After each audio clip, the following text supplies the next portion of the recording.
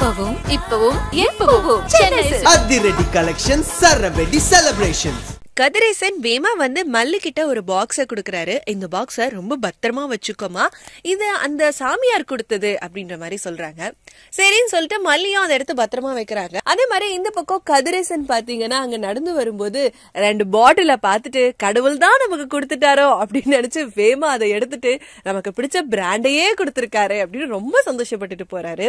Night ஆனதும் மல்லி அந்த சாமியார் கொடுத்ததை எடுத்து பால்ல கடந்து ரேணுகா கிட்ட குடுக்கலாம் அப்படின்னு நினைக்கிறாங்க.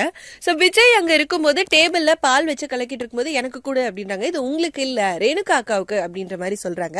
பட் ஆனா விஜய் ஏன் எனக்கு கொடுக்க மாட்டேங்கிறியா, என்ன ஏது அப்படின்னு பயங்கர கோவமா பேசுறாங்க. விஜய் ஏன் இப்படி நினைச்சாருன்றது தெரியல. என்ன நடக்க போகுதுன்றத எபிசோட் பார்த்து தெரிஞ்சுக்கலாம். என்னப்பா இது? முதல்ல எங்காச்சும் இது பத்திரமா ஒழிச்சேன். அன்னைக்கு ஒரு சாமியாரை பார்க்க போனோம்ல, அவர் தான் இந்த சூரணத்தையே கொடுத்தாரு. இத பத்திரமா வச்சுக்க. நடுராத்திரி கச்சேரி வச்சுக்க வேண்டியதான். என் ஆசையை நிறைவேற்றி வைக்க தெரிஞ்ச கடவுளுக்கு நான் என்ன பிராண்டு குடிப்பேன்னு தெரியாதா?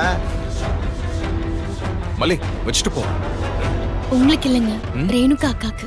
ஏன் இத நான் குடிச்சா சரிக்காதா? ஏன் இப்படி விதண்டாவாதம் பேசிட்டு இருக்கீங்க? நீ குடி.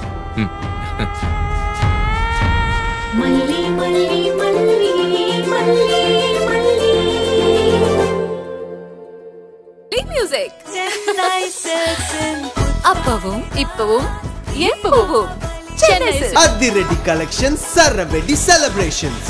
இந்த வீடியோ உங்களுக்கு பிடிச்சிருந்தா லைக் பண்ணுங்க, ஷேர் பண்ணுங்க, காமெண்ட் பண்ணுங்க. Saregama TV shows Tamil subscribe பண்ணுங்க.